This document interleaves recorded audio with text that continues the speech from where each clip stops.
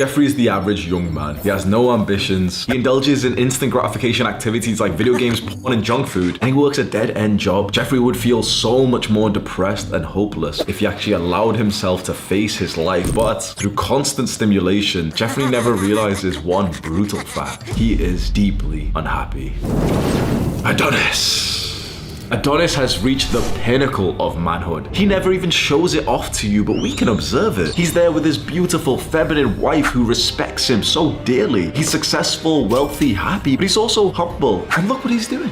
He's helping Jeffrey. Modern men are not happy. Not because of toxic masculinity or because they conceal their emotions, but because they have lost that which made them men. Our modern lifestyle is a recipe for depression and unhappiness for both men and women. Men and women both have very big problems these days. But as a man, I can speak for other men. And from what I've seen in the world, men aren't happy. Now, of course, as you go through your own self-improvement journey, you've been going to the gym and setting some goals and achieving them, you start to feel happier and happier and happier. But you look to your right, you look to your left, and most of the other guys that you see day to day in the gym, as you walk past them, you see them in the cars, they look so sad. Why are men so unhappy? Look around. That guy that you see who seems so depressed today, you know, he's a 40-year-old, he's kind of chubby. He hasn't had sex with his wife in 4 months. He can't remember the last time he woke up with morning wood. His stomach keeps getting bigger and bigger, but his arms get smaller and smaller. And this isn't to body shame him or, you know, to make him feel bad for us to be mean, but this is like his own observations. This man, of course, wakes up every day, looks into the mirror, and can't help but feel upset. Why is it so hard to maintain an okay physique? He goes to the gym 3-4 times a week still. Sure, he should take more responsibility, but is there something bigger going on? Perhaps the destruction of men's testosterone? How about that teen over there, 14 years old? He should be having a good life, right? He's still pretty much a child. He should be, you know, full of life and happiness. Well, he's got a TikTok addiction. In fact, how much he uses TikTok has got to the point that this young man, this 14-year-old boy, has actually developed Tourette's. And I don't say this as a funny joke or anything. This isn't funny. What I'm about to say is not funny. But this boy and the girls around him, they genuinely can't help themselves to have like some kind of TikTok Tourette's where they'll just be like studying and just out of nowhere do like a dance move without even meaning to. He's broken his attention span from this endless scroll. But let's go younger because, you know, children are full of life. That 8-year-old boy, he's 8 years old. He's going to go play with his friend, isn't he? That 8-year-old boy has a porn addiction. We live in some dark times. You know, Andrew Tate took the world by storm, didn't he? He really garnered a lot of attention. And there's like people who like him, people who hate him, everything, right? The kind of people who really disliked him and said he was a misogynist and a bad role model for men. They said that, you know, he's a symbol of the patriarchy and that he's evil and all this. I'm not sure. I don't think he symbolizes toxic masculinity. I don't think he became popular because of this narrative of like, yeah, we live in the patriarchy. I think he became popular because there isn't enough masculinity. You see men like Andrew Tate, myself, Sneeko, Iman Gaji, like, you know, these like young male role models who seem to be very controversial. I'm quite sure that if the men of the world were happy, we'd all be unemployed. Oh, you know, we'd go do something else. But we wouldn't have gained like the popularity, the attention that we have, you know, with this message of, you know, men improving themselves, becoming strong again. If men were happy and just completely fine with their lives, why did we reach 1.5 million subscribers in the self-improvement niche that very rarely goes this high? Why did we get to 1.5 million when just 2 months ago we celebrated 1 million? Why are we growing so fast? Is it because of the animations at the start? You know, Jeffrey Adonis, they're pretty nice. They're really nice, actually. And that really helps people to like digest the message, makes it kind of entertaining and stuff. Is it me sat in a bathrobe? I think I'm like pretty inspiring when I talk in, you know, this kind of like manner of, yeah, like let's go do some push-ups. But I don't think the majority of our success has come just because I'm so amazing and, you know, this bathrobe makes me look so good, or like, oh yeah, those cartoons of Jeffrey and Adonis are so good. If we made this channel 10 years ago, I don't think we would have popped off anywhere near as much as we did. It's because men aren't happy. It's because a man's life in this modern day isn't actually that valuable. It's because there isn't actually that much good, that much hope, a reason to live for a lot of men. And it gets dark when we talk about this, because as much as we don't want men to do anything to hurt themselves, the truth is, quite frankly, a lot of guys actually don't have much to live for. I don't say that to be condescending, but I want you to think of like an average guy's life. He's single. He doesn't have a wife or kids. And, you know, there's a lot of guys who say they don't want to get in a relationship, they don't want kids and stuff. Yeah, I was going to make a separate video about this, but I'll just tell you very quickly now. I've been traveling around last year quite a lot. I think I went to like 8 countries, right? For the first time in my life, I actually like really traveled, went to different countries, different cultures. I went to a bunch of places. I saw a bunch of different kinds of people, different cultures, ages, demographics, everything, right? I saw a lot of variety in people. You know, one thing I really picked up of, most people didn't seem happy. There was one particular point when I would see happiness and joy in people around me. In all these different countries, in all these different cultures, there was usually one theme where when I'd walk past people, they seemed happy and they would smile. And that was if they were with family or friends. I can't even tell you if I ever saw a singular person, like, you know, just an individual going somewhere looking happy with a smile on his face. But consistently, the happiest people that I saw were families. And also sometimes I'd see like friends, two guys or a couple of girls or something laughing, giggling. A lot of people have abandoned the importance of family these days. And it might not seem important to you. Maybe it's just not in your mind right now. You're focused on other things, which can be good. You know, develop yourself up before you consider that. But just 100 years ago, for all of mankind, we actually got into families at age 18, 20. From the caveman days to the industrial revolution, we started our family with a woman and children, early 20s at the latest. For a lot of cultures, it was actually like teens, mid-teens, late teens. That seems like really weird and barbaric and stuff. And I think perhaps a part of, you know, the reason why that seems too early these days is financial. But let's just think, for all of our history as men, we would have had a woman and children age 18, 19. And that's just changed in the last 100 years. What's that going to do to us? It seems kind of nice. Oh yeah, no, yeah, I don't want kids right now. Okay, fair enough. It seems nice. But just think about this for a second. You would have left school or left, you know, some kind of training and known that you were probably going to get married within 2 to 3 years from now. Just think about how hard you would have worked. Do you really think you would have come home and just slacked and, you know, just wasted time? Or do you think you would have been really disciplined and purposeful? A couple of years later, okay, you actually meet the woman you can have children with, you get married in a religious way, mostly, you know, through the cultures for the last like 2,000 years, it's all been religious. You have a wife that you've married, officially married in front of the eyes of God, in front of everyone in your town. They're all celebrating. There's no such thing as a divorce. You can't get divorced if God's watched you marry. And now you're going to have your first child, your second child, your third child, age 21. And it seems really scary, of course, because that seems really young to us now. But of course, when we knew that it was going to be at this age, of course, you know, you kind of mature faster, don't you? Imagine age 21 having 3 children back when you would have been able to actually support them with your 21-year-old salary in some like factory or some farm or something. Do you genuinely think that that would have been a bad thing? I think only if we hold our current bias of what the world is like right now. And, you know, if I think back to when I was 21, I think, no, I couldn't have had children, never mind 3 children. You know, I was a drunk, I was just partying, I was just playing video games, I was just trying to like sleep with girls and stuff. Yeah, of course. But if I knew from birth that, okay, you know, I'm gonna get married at age 18, I would have matured faster, wouldn't I? That kind of lifestyle would have changed everything for us. Because I don't know the exact statistics on this, but from what I can kind of imagine, if you saw some data of like, you know, humans' happiness, we would have seen it at a good level. Around the 1900s, late 1900s, it just starts to go down and down and down and down and down and down. Suicide starts low. Late 1900s goes up and up and up and up. Year 2000, 2010, 2020, sharp rise. So is this all just one big coincidence? And yeah, family's not important. You know, there's just something else that's making us unhappy or something. That's for you to figure out for yourself. I'm not going to pressure you to, you know, have children right now. 100% don't have them up until you're absolutely ready. But this is just in my mind of what probably could be one of the major sources of unhappiness for us. But there's more to talk about, because remember I mentioned testosterone before. That guy that we imagined, some 40-year-old guy who's pretty overweight, and he wakes up day in, day out without morning wood. He notices his arms are just getting smaller. He doesn't pack on muscle mass like he used to. He just feels weak and tired. He's got more anxiety, depressive thoughts in his mind, which are symptoms of low testosterone. It doesn't seem so crazy for a 40-year-old to be like this, right? But I think what is crazy is that there's 20-year-olds with those symptoms. There's 20-year-olds who wake up with no morning wood at all. 16-year-olds, 15-year-olds, 14-year-olds, men going through puberty that have such elevated levels of estrogen or however the hormones work. They have developed breasts. I was literally one of these kids, age 14, 15. I developed man boobs, and not from like fat. I wasn't a fat kid. I was, you know, a little bit chubby, but it wasn't fat. It was literally like breast mass that I developed because my hormones were all messed up. I wasn't developing like how a male should. Do you think I would have been happy around that time? 15 years old, seeing everyone else grow up. The girls are growing up and they're developing in the right way. Some of the guys are growing up, developing. You know, like there's that one guy in your high school class who had like a full beard, grew up to like 6'2", but at like age 14 when everyone else still looks like little boys. He's there doing like multiple rounds with their future wife, bro. And we also need to get a little bit black-pilled here, because there's a lot of guys out there who are getting absolutely no intimacy, affection, attention, attraction from women. None. You know, it used to be 100 years ago that if you were a hard worker and at least not like physically deformed, that you'd be fine as a guy, you'd get married, no problem. And even those guys who were like literally deformed, I don't say this is an insulting way, you know, just I imagine, I don't know the statistics or anything, but even those guys that literally were disabled and everything, they were still getting married to good women. These days, it seems to be the case that you need to be at least 6 foot, higher income than 90% of the entire world, never mind just your country. You know, the standards to be eligible for a woman's attraction seem to be very high these days. And so a large amount of guys are black-pilled. The black pill is kind of this term where a guy feels feels like there's absolutely no hope that he can get girls. It's where he thinks, okay, even if I get into self-improvements and I build a really nice body, there's still no chance for me. Usually this is related to his genetics as well. So it might be a guy who's, for example, 5'3", really short. And he said, okay, no, even if I build like a 10 out of 10, really muscular body, girls are still not going to be attracted to me, so there's no point. I don't agree with that message at all. I think even if a guy is 5'3", if he makes progress to like a 10 out of 10 body for him, which is, like lean, muscular, not like huge bodybuilder, but like lean and athletic that women consistently rate most attractive in men, it would certainly increase his chances. It wouldn't guarantee him anything, but if his chances to attract a woman were like 0.85%, maybe it'd go up to like 1.5%, for example, which is still like a double boost. Couple that then with the personality change that he would go through from years of discipline to go into the gym and dieting, and he actually feels good about himself. He's proud, he's confident, he feels like he's accomplished something big. I think he'd be a lot better off committing to that journey rather than just giving up and saying, nope, it won't make any difference at all. I think it would make some progress. But of course, we can understand why a guy may feel totally hopeless in this like modern dating market. There's a culture of men online that think it's cringe to talk about hope, that we should just give up hope. It's the black pillars, they say this, right? That hope is cope. That if you're hopeful that you could eventually,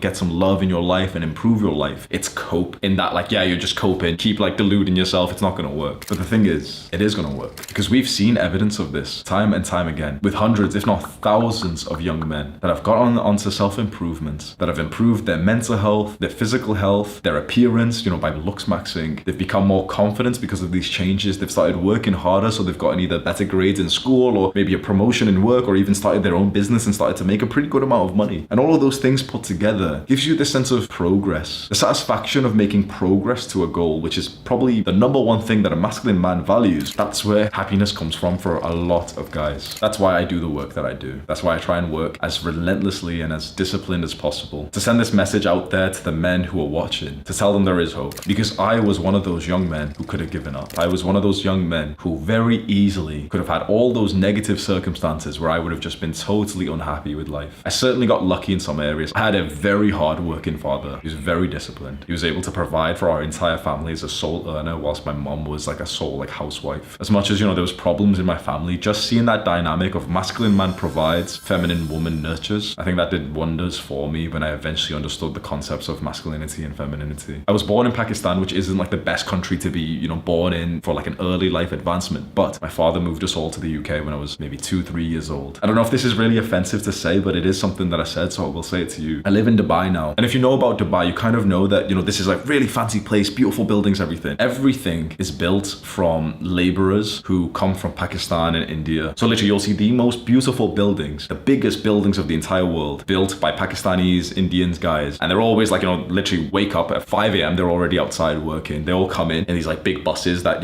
they live on the outsides, obviously, because like this part of the Dubai is really expensive. So they live really far away. Every day, like the buses pick them all up, hundreds of guys. And you see the buses all come in with all these builders and workers, and they'll get off and they'll literally work for like 12 hours and then go back home. You see them all in the big buses, right? Me and Sam walked past the line of buses just a couple of days ago. And I don't mean to be offensive when I say this, but it is something that I genuinely believe. And I don't say this to be condescending or, I'm better than them. But we walked past these buses and I just realized something that I told Sam. I could have been in there. I genuinely could have been in there. I was born in Pakistan to a family that wasn't like incredibly wealthy, although like our wealth certainly did go up after I was, 2 years old. My dad got better and better jobs. But if, for example, I was born and my dad left or he passed away and I just had my mother like as a single mother, especially in Pakistan, with that's, seen as like a really bad thing. And, she struggled to provide for me, and then we would have never went to the UK and I would have just went to the Pakistani schools instead. And so my sort of education level probably would have been lower because I have like a bachelor's degree in a British university. I graduate as 21-year-old Pakistani guy in Pakistan and then start to hear of better work opportunities in Dubai where a bunch of my friends are going. I could have been in that bus. And then Sam asked me and he said, what do you think they're missing? Why are we out here as the consumers of Dubai? We came in as the kind of like somewhat like wealthy guys who come in and we do business here compared to the laborers who come here to work here. What caused the difference between us and them? We're not trying to be rude here. Oh yeah, we're not trying to say anything like that. It's just like an observation, right? Why are people so different? We're 1 meter away from each other, but our life experience has been so different. Even though we're in the same location, we've ended up with very different lives. And I responded with education. Not so much school. I know a bunch of people who went to the same school as me, actually got pretty good grades, actually got like an okay job. And their lives, honestly, aren't that different